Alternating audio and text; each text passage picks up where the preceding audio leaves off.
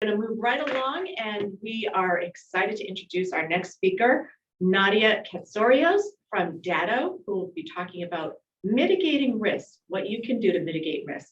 Welcome, Nadia. Important piece. Thank you. Thank you so much for having me. How's everyone doing today? Great. And I want to thank everybody for having me here today. I'm super excited. Introduce myself. My name is Nadia Katsorios, and not to worry, I promise there will not be a spelling test on my last name at the end of today's presentation. So no need to take notes here. But what I wanted to tell you most about is the fact that I have been in the industry of helping businesses like yours protect their data and run business continuously without any interruptions, no matter what's happening. I have been in the industry now for 12 plus years and super passionate about that. And Datto was a perfect home for me. I've been working at Datto for many years. And like I said, it's a perfect home for me because we are the world's leading provider of business continuity solutions. And I'm going to talk a lot about that today. I'm going to say the word continuity and business solutions a lot.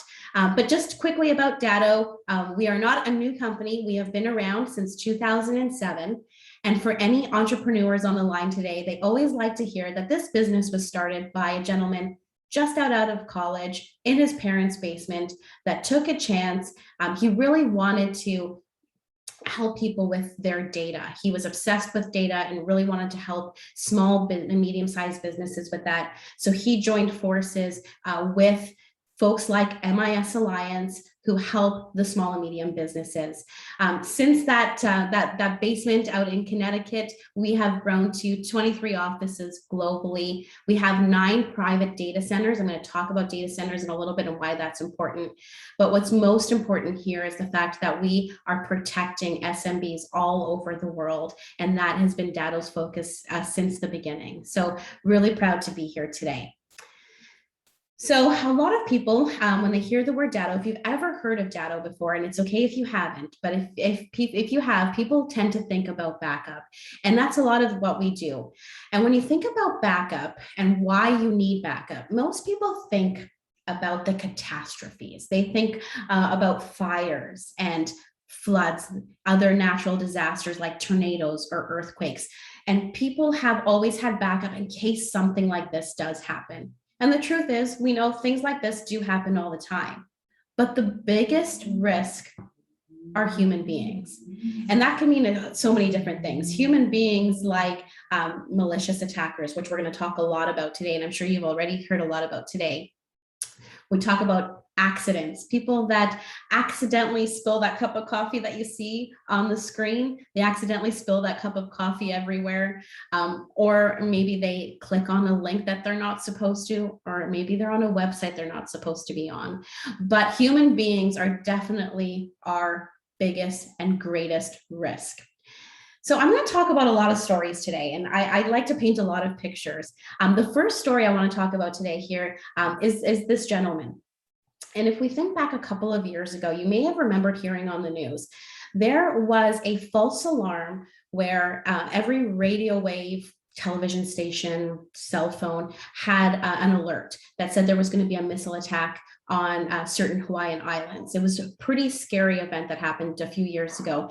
And usually when I give this presentation live, I see people kind of nodding their heads going, yeah, I remember that. It was about 2 or 3 years ago. This gentleman was on the IT department, and he actually was one of the first to realize that it was a false alarm. So he had the pleasure of giving the good news that although this was super scary, it was a false alarm, it was an accident. So he was a pretty important factor in this whole story. Now, I'm telling you the story not because of the human error, but because as a team, we did some research. We were looking into what actually happened there because we wanted to see if we could draw a correlation or see if we could help some businesses avoid some type of mistake or human error like this one. So we started doing some research and we went on to this gentleman's LinkedIn profile, and this was his LinkedIn profile photo. The scary part is when we zoomed in, look what we saw. Password, the yellow sticky note. And Dale just talked about that during that first draw that we just saw there. This is human nature. So when I talked about people making mistakes or being malicious, there's also something called human nature where I'm not going to ask anyone here to admit it, but we all know somebody who has that yellow sticky note on their monitor or under the keyboard, like Dale mentioned, or maybe have a little booklet where they hide all of their passwords. We all know somebody who has that, but that is not the answer. You are making things really easy for the bad guys. And there is password managers like we just talked about, like we just saw someone win. There are ways to protect yourselves and not make it so easy. But this is just one of the risks that humans pose into your business and to your security. So I want to talk about the anatomy of the internet. We have all been using the internet for so long that it's become second nature. We don't even really think about it. But there is a few layers on the internet. So the surface web is where we all are pretty much all the time. That's things like Facebook and Google. And if you go to news stations and all the websites that we commonly go to, that's the surface web. The deep web is where a lot of us live as well. So this is anywhere that you have to log into to get access. So these are like medical records, financial records, academic databases, anything, again, repositories where you have to log in to get to that data. Then there's the dark web. And I bet a bunch of you have probably heard of the dark web. This is where those bad guys live. This is where illegal activities happen. This is where they can pretty much access anything. This is the scariest part of the web. And what's even scarier is that 96% of content is in that deep and dark web. So that's the part that we really need to protect. We need to protect that deep web to keep it away from what's happening in the dark web. So now that we understand the anatomy of the internet, I want to look at how the cyber threats has basically come to where it is today, the evolution. So I'm not going to read everything on the screen. I'll let you do that yourselves. But there's a few statistics here that I really want to point out. Again, I mentioned at the beginning, I've always been super passionate about helping people understand what the risks are. And I think these statistics really help us. So 43% of cyber attacks are aimed at small and medium-sized businesses. The reason why I want to point out this statistic is I've given this types of presentations over the years. And a few years back, when I first started talking about cyber threats, a lot of small and medium-sized businesses said, I'm not Target, I'm not Amazon, I don't think the bad guys are after me. But as we talked about the evolution, we're starting to see now that almost half of the attacks are aimed at those small and medium-sized businesses like us. So that's the scary part. But we have solutions for you. But I do want to understand or help you understand that we all are at risk. It doesn't matter what size business you are.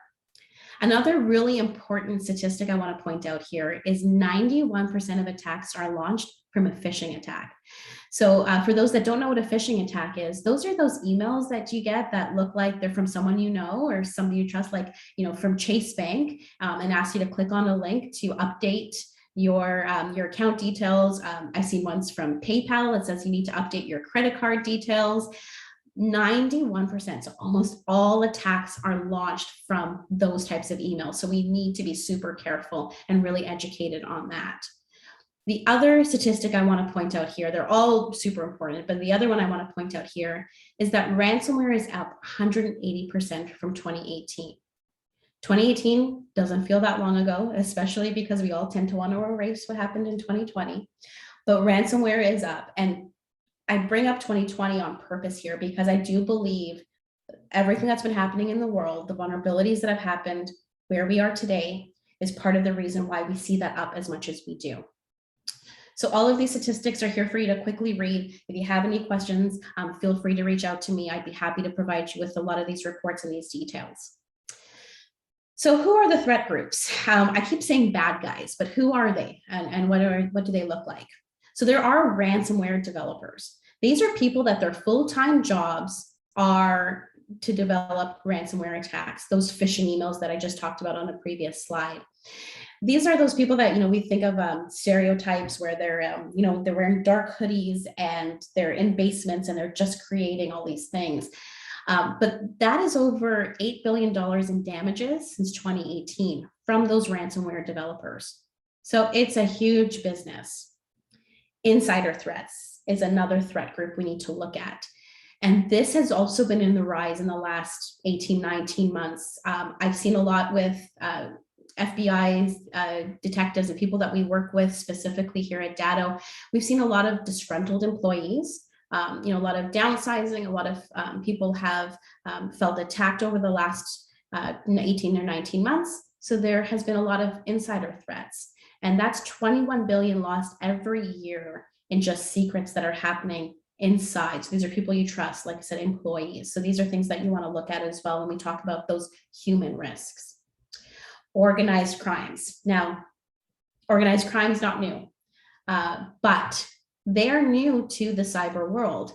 They want to get their cut. They have been the typical bad guys that have been around for years and years, and now they're getting involved in the cyber world as well because they want to cut of all this money, all these damages, $8 billion, $21 billion lost every year. They want a cut of that, so they're getting involved. This is something that we've seen, nation state. This is something that we've seen in the last 5 years growing quite a bit. And these are from outside of the US. These are from people that just don't seem to like the USA. So they're going after organizations specifically in this country. So this is something that we've looked at, and this is something that we've heard about on the news a lot, but this is something that we've seen in the rise as well. And this one is, I find, super interesting and really does hit home. So we all have IoT devices now. This is not new, but a lot of our thermostats and our cameras, and I'll admit, I open and close my garage every single day with an app on my phone. These are all IoT devices, but this makes us extremely vulnerable. So I actually have a story that I used to talk about a couple of years back. It was about a very large aquarium in a Las Vegas hotel. So obviously it was very elaborate. It's a Las Vegas hotel. So this huge aquarium with all these exotic fish, and it was just beautiful. Well, they had an IoT device. They had something in there that would detect if the filters were clogged, if the water needed to be changed. So the maintenance person would get an alert and know that they have to go look after this $1 million aquarium. Well, the bad guys hacked this device and got into the casino network. It was the largest casino heist. And it's not like those movies that we see with George Clooney and Brad Pitt with people coming in. This was all done through the aquarium in the Las Vegas casino, believe it or not. And those were with those IoT devices. Now we've all brought in these IoT devices into our homes and into our businesses. So as great as they are, as convenient as they are, it is another window open for the bad guys. And the truth is, the reason why they do this is because ransomware is king. Downtime costs organizations in this country in 2020, $75+ billion. Now, I put that plus sign there for a reason, because I actually truly believe that it is more. I don't know how many organizations actually don't report their losses because they just paid the ransomware. They were down for too long and unfortunately just went out of business. That's a story that we hear a lot, unfortunately. So I don't know how many are actually reporting. So that's why I put that plus sign, because I actually think the number is significantly higher. And let's be honest, these bad guys don't have morals, obviously. So in the last year and a half, they have actually been going after the healthcare space. And I don't know if anybody in the line here is part of the healthcare space, but they probably would understand that things are very vulnerable. Everybody's really overworked. And the attackers know that. And now that's why the healthcare providers have become the primary target for these ransomware attackers. Really sad to see. Ransomware is now the biggest concern for CISOs, and that's Chief Information Security Officers across the board, across the country. And the one part of this that I see as good news is that means that people are becoming aware. They are familiar with it. They are looking for facts. They are looking for trends. If you do a quick Google search, you'll see tons of these types of reports. Happy to provide these to you as well, where you see where the most hit organizations are, what we need to look for, and for those statistics. Now, there's a lot of doom and gloom in the slides that I've just gone through and a lot of the stories I've told. And a lot of people ask us, do cyber criminals actually ever get caught? I mentioned we do a lot of work with the FBI. So we do a lot of these presentations. And sometimes when we're in these presentations, and especially when we do them live, they'll have somebody from the FBI presenting as well. So I've had a chance to listen to a lot of presentations and speak to them. Sometimes they'll actually approach Datto because of the data that we work with. The good news is a lot of people do get caught. So the good news is that we know what's happening, we are aware of things, and we're looking out for things, and people are getting caught. So, and that's because of the fact that the government is getting more involved and that people are becoming more aware of things and are making these reports. So that's the good news. So let's go back to technology. So a lot of people say, I already have a backup solution. And we've been backing things up for a really long time. We've had disks back in the day, USB sticks, we have all sorts of things. But everybody in some shape or form feel like they're backing things up already. They may say that your data's in the cloud. A lot of the things you do, your data's in the cloud. So I'm backed up, I'm protected. But now ransomware is starting to affect your backups. So a lot of people up till a couple of years ago said, I'm okay, I have everything backed up, but are you checking how vulnerable your backups are to ransomware? That's something that a lot of the times we just don't think about. We just don't realize. It's just not top of mind.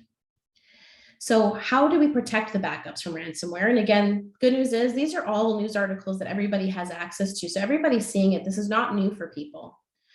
But what I really want to talk about today, and I want to continue with for the rest of today's presentation, is how we differentiate between backup and business continuity. Backup is just what we all have known, like I mentioned, all the ways that we've been backing up over the years. And business continuity is something that is exactly what it sounds like. You want to be able to continue to run and not have an issue with your business. The truth is ransomware is running rampant. I've talked about these stories. We've talked about that, it's all over the internet. If you watch the news, you hear almost every day a new story. So it's definitely running rampant. It is an epidemic at this point, and it has been called that. What we do here at Datto with the folks at MIS Alliance is offer true business continuity. So I don't like to get too technical in these types of presentations, but it was really important for me to help everyone understand what a reliable data redundancy looks like. So I asked my my technical folks to draw me a picture, because that's how I learn best, and this is how I like to explain it. So what you see on the left-hand side of the screen, the virtual infrastructure, the physical production machines, that's your network. Those are the things that you work with every single day. And that's whether you're in an office altogether, in a room altogether, or different locations, or in our new normal, everybody working from home. That's what you see on the left-hand side. That is all of your data, all of your network. What you see in the middle there is the virtual or physical continuity device. This is your Datto device. This is something that MIS Alliance can offer to you. And this is where you'll be backing up everything on the physical device, but it's also your engine to get things into the cloud. So we'll talk about hybrid, but the cloud is your offsite cloud. So all of your data locally and then in the cloud, and to make it truly redundant, if there's a second location. I mentioned at the very beginning of the presentation when I was talking about Datto that we have many private data centers. So here in the US, we have 2 data centers. We have one in Pennsylvania and one in Utah, and that creates true redundancy, different sides of the country, and everything, all of your data is being in a private data center. So you're not just renting a space, leaving you vulnerable to other people. This is a private data center that just has Datto's data. Now, a lot of the times when I speak to people, they say, I feel like maybe I'm too small or maybe I'm too big for Datto. The truth is we have a very comprehensive lineup that covers everything. And no matter what size you are, whether you're a 1 or 2 person business up to a very large business, we have something that will help you. But that's not it. What does Datto also include? So we've been talking a lot about ransomware here today, and I think that that's something that needs to be top in mind when it comes to running your business, but it's also top of mind when we're running our business. So we want to work with folks like MIS Alliance to offer you that extra level of security. What does that mean? Ransomware detection. So it means that you don't necessarily have to wait till you've been hit with ransomware, till you get that dreaded screen that tells you you've been hit with ransomware. Although we will be able to help you if it gets to that point. We wanted to take it a step further and help you out ahead of that. So how does that work? So we actually have a team that is constantly running analytics and watching the snapshots of your data, of your backup. And they'll be able to identify any type of ransomware footprints. These are skilled individuals who know what to watch for, and we'll see if there's some suspicious activity like a ransomware footprint. We will then immediately notify the folks at MIS Alliance and indicate that there's been some suspicious activity. And taking it an extra step further, we'll actually be able to determine when was the latest clear version of the file before that ransomware footprint to expedite that restore. So for example, if we see that suspicious activity started at 4 o'clock, we can look at 3:58, 3:55. When was the last time we had a clear version? So you know exactly when to go back to that restore. So it really does expedite any type of downtime. We're going to talk more about that in a second. So that's just a quick reason why you want to stop thinking about traditional backup and really start thinking about continuity and exactly what that word means. Just continuously running like nothing ever happened. So what is not continuity? So I know I'm saying don't think backup, think continuity, but what does that actually mean? So cloud only. If you're thinking you have a continuity solution because you're running in the cloud, that is not continuity. Local only is also. So if you have a hardware device, including tape, that is not continuity. And then file-based backup, without going too technical, means that you kind of pick and choose files that you want to back up. That as well is not continuity. What continuity is the hybrid cloud-based backup. Hybrid meaning the local device as well as the redundant cloud backup. Image-based backup is taking snapshots of your entire environment. Delivers superior RTO and RPO. So I almost always try to avoid any type of industry buzzwords or abbreviations because I know we all hate them, but these are two that I just can't avoid because they're too important. I'm going to go into much more detail, but to tell you now what that means is recovery time objective and recovery point objective. So like I said, I'll go into more detail, but to give you a quick sneak peek of what that means, recovery time objective really means how long can you be down without your data, without your network before it starts affecting your business? And recovery point objective is how far back can you go in time where, again, it won't affect your business. What that does is we want to eliminate the downtime. No matter what you tell us is your recovery time objective, we want to make that as small as possible. We want to almost eliminate that completely. And virtualization, again, without going too technical, virtualization allows you to get to your network and your devices as quickly as possible. Datto does offer instant virtualization. So if you were to be hit with ransomware, as I talked about, you log into your computer, one of your employees logs into the computer and gets that dreaded red screen that tells you that you've been hit with ransomware. You take a deep breath, you take a sip of your coffee, and you contact MIS Alliance. And this is what happens. They will have you connect directly into the Datto device. Now, if it's not ransomware and it's one of those terrible fires, earthquakes, tornadoes, floods, then we'll be able to access the cloud. But in this case, if it's ransomware on that local device, you'll be able to grab another device, grab another computer, instantly virtualize what you had on that other computer that was hit with ransomware, and you're back up and running in minutes. So we almost reduce that downtime down to nothing. It helps again with your RTO and RPO, which we'll go through in just a moment. You have the options of local and cloud. Like I mentioned, local, if it's something that's happened to the local device. If it's something that's happened to that local device now, you're further backed up, no pun intended, with the cloud. So you have total data protection. So I want to go back again to what business continuity really is. We talked about the hybrid cloud-based backup. So that's the local as well as the cloud. Image-based backup with virtualization, eliminating the downtime. And what that really does is it delivers superior RTO and RPO. So let's dig in, let's double click on that. So what you're seeing on the screen here is a timeline. So that red circle in the middle with the lightning strike above it is where disaster strikes. And that's either whether it's the ransomware attack or one of those terrible catastrophes like a natural disaster. But that's where you lose your data. So when we talk about recovery point objective, we're going back in time on the timeline. So we're thinking, how far can you go back? So depending on your business, maybe you can say, I can't miss a minute. My data is how my business runs. I can't even go back a minute. Some of you may say, it's okay if I lose a day or two, I should be able to recover.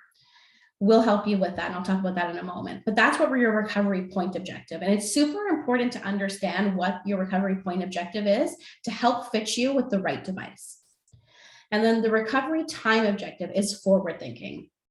Once I lose my data, how long can I be out? How long can I not have access to my data before it starts affecting my business? Depending on your business, some people may say, I can't be gone more than a few minutes. I need to have access to my data. And then there'll be some of you that say, it's okay if it takes a couple of days. But we really want to know how that affects your business and how much money you will lose, because that will truly help us find the right product for you, the right solution for you. So that's just a kind of an idea of what those two things are. And what we've built, and we will work with MIS Alliance to make sure that you have access to this, is the recovery time calculators. So we'll give you a good understanding based on 10 questions. So 6 of the questions is current data storage, so what you're doing today. And then 4 questions is about your business specifically, so that we can help understand what you need to do, what you're looking for as far as your backups go, what you can afford as far as being away from your network, being away from your data. And then here's the questions about your actual business. How many employees? What's their average annual salary? And what that does is give you a pure result of time between your backups, how much it would cost you if you were down for a certain amount of time. So this is a true way of understanding what kind of solution you need. And again, we can definitely help you with that. And the great minds at MIS Alliance will be able to walk you through this and give you a true understanding of what that would look like. Something else we do here at Datto every single year is a global state of the channel ransomware report.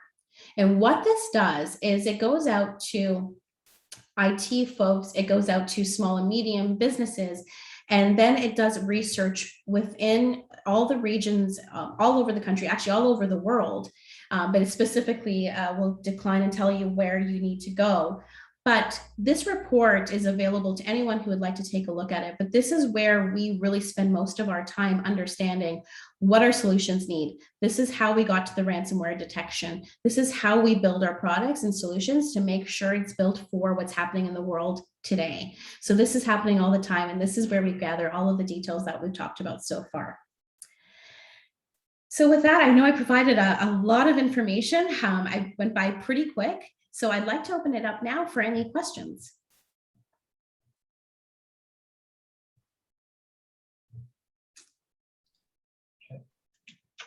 Excellent. Thank you, Nadia.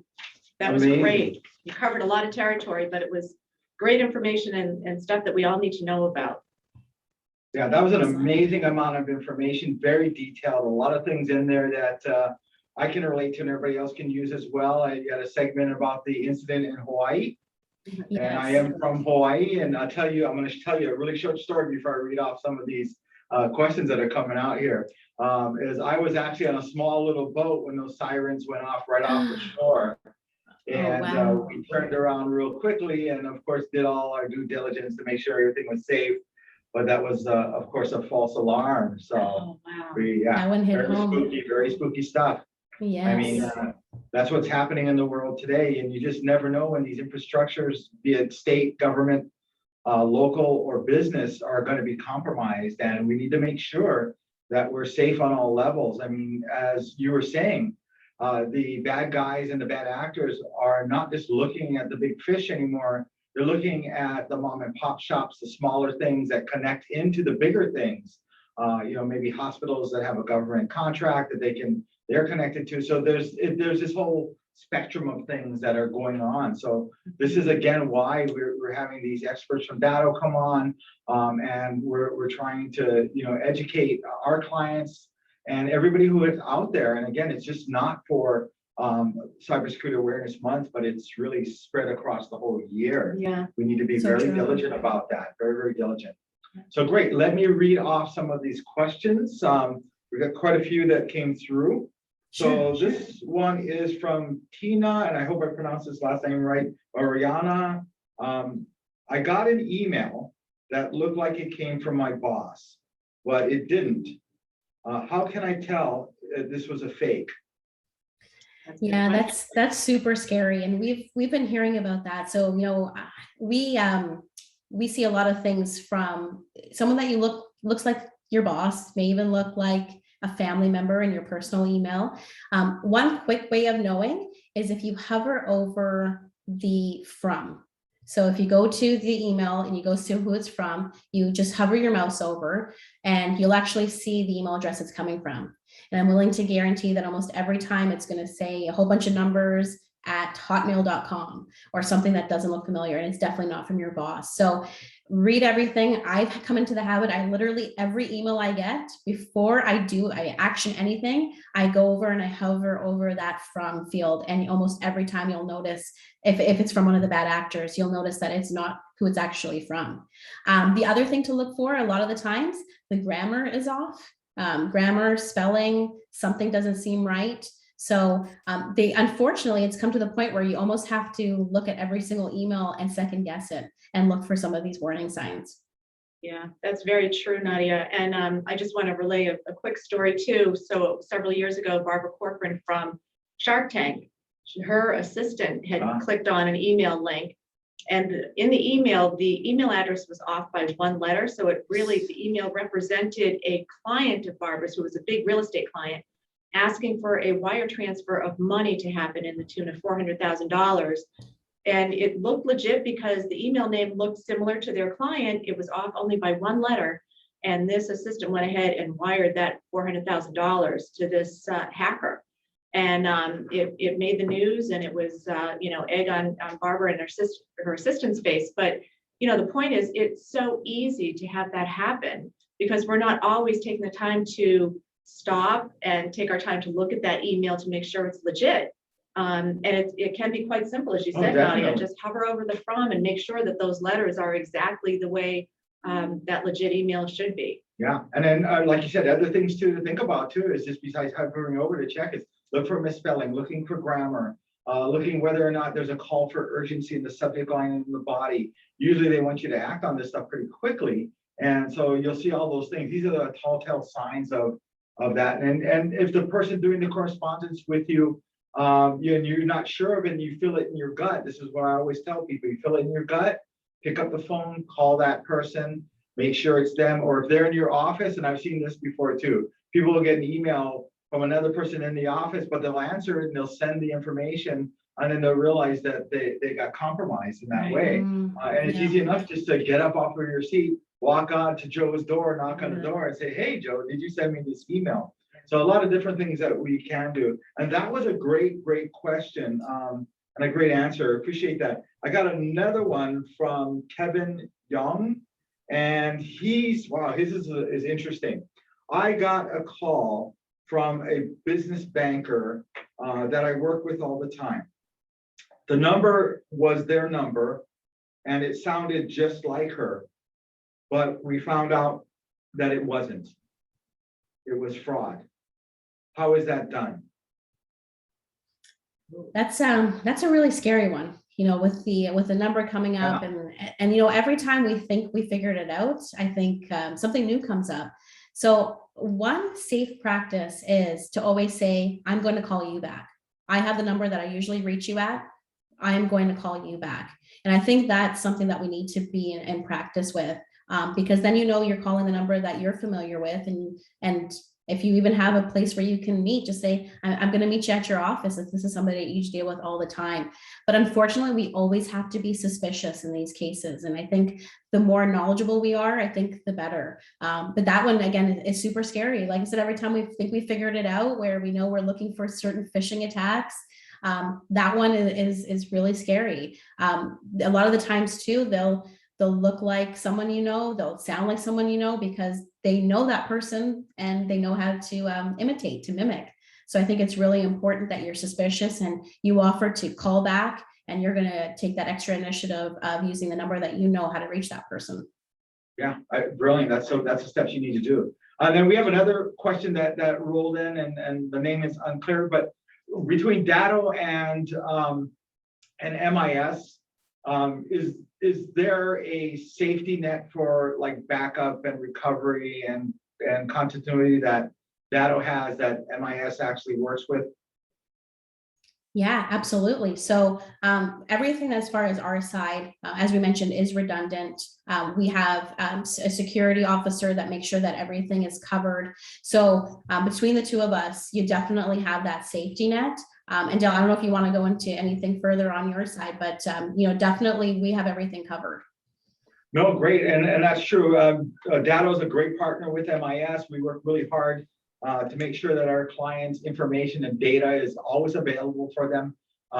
The important thing to remember is, we try to prevent these things from happening, from breaches and having our ransomware encrypt our data and our information. But at some point, something will happen. As small as it may be a learning lesson for you, or it may be catastrophic in its nature and may bring your company down where it can't operate at all. And so these are the things that you need, and we have here at MIS, along with our partners like Datto, to make sure this doesn't happen to you. Make sure that when things happen and your business gets shut down, that we can flip you over in a reasonable time, you get back in operational again, and you don't have to worry about losing revenue or any of those other things. So yeah, we're willing to do this and we can. Yeah, We double appreciate it. protection. Yeah. We did get another question in by, and I apologize if I'm butchering the name, Nico Salenta. And Nico wants to know, how can I prevent these bad actors from getting into my security camera? Sometimes the camera moves on its own. So, with so much of the home surveillance and even office surveillance cameras, how can you prevent the bad hackers from getting into your surveillance camera? So number one, you're working with MIS. So I think that gives you that extra layer of protection. They are always watching. They're doing the things that are necessary. We can do everything we can to keep it safe, and that's by making sure you're using a password manager and using a good password and not using the same password everywhere for everything, because that's an easy way. That's making the bad actors really having an easy job to get into things. So using something like a password manager, having a unique password, that's super important. And then also just working with the right people to make sure, as we talked about, having that safety net, having something there to back you up. Yeah. Great Right. answer. Really great answer. So this is the last question. This is from Melvin Leeds. And he's asking, how important is a business continuity plan? And what does that mean for a small business with a small budget? Yeah, so that's an excellent question. So a business continuity plan is important for every size because, like we talked about, almost half of the attackers are going after the small and medium-sized businesses. So it's no longer where we could say, like we did maybe 5 or 6 years ago, that we're safe, nobody cares, they're going after the large companies. So it definitely is something that you have to look at, because as much as we want to protect things like we talked about, we want to make sure that we have the right passwords, that we're watching everything. Sometimes things happen. We have someone accidentally click on something they're not supposed to. We have someone drop a cup of coffee on something that we see that happen all the time. We haven't even mentioned that too much, but that's something that happens all the time, and you can't really prepare for that. So having that business continuity plan means that you don't have to worry. You'll be up and running as if that coffee never fell, as if that person never clicked on that link they weren't supposed to. So having that business continuity plan means that your business just runs continuously as if nothing happens. So that doesn't matter whether you're a smaller, just a mom and pop shop or a very large company. That's super important. The good thing is that we have products that are kind of built for every size. So we'll work with MIS to make sure that we fit you for the right solution and fits within your budget. Great answer. And just to add on to that a little bit, MIS is willing to help you with your business continuity plan as well. We've got a lot of experience in helping both small and large businesses. We can consult on that and help you along with it. I mean, it really is. I mean, what do you do if you don't have a plan? If something like this happens, really, you're just stuck and you're losing revenue and money and business over time. So, we can help you. We can help you get back up and running quickly, very quickly. Yeah, and I just want to add too that, even listening to you speak, Nadia, all of the solutions that you're talking about and all the human error, whether it's malicious or unintentional, like the cup of coffee, it just makes me feel secure that there are experts out there who are trained and ready to help and just Yeah, make you know definitely. that you can count on your outside resources and MIS Alliance to really help you through some of those rough patches and keep protected. So it's just this level of security that you feel like, all right, I'm going to be protected, even though you need to be on guard. Yes. That everybody's working hard behind the scenes to make sure that you can carry on business the way it you should intend be. to. Yes. And so Absolutely. I'm glad you mentioned coffee and drink spill. So it's in my head right now. I'm gonna go ahead and send out an email to all of my staff and tell them move their coffee and drinks away from their Good call. computers. Good call. Great. Okay. Great. So that was amazing amount of valuable information. Datto's such a great partner with us. And for sharing all of this stuff today, it's important to be ready for attacks because it's not, it's not if it happens, it's going to be when it happens. It's a couple of other times. Yeah. But I think it's very, very important to talk about that. So, I mean, really, don't you think? Yeah, absolutely. They're not just scare tactics, No, this they're is not. legit and this is real stuff. And we're just so happy that we have speakers like Nadia and the others that have come on to share your wisdom with us and your expertise. And so the other thing too is MIS Alliance has their finger on the pulse of cybersecurity 24/7, like That we we do. mentioned. And just making sure that we're staying up to date with the cutting edge of technology and security services and products that we can bring your way. So, you're safe with us.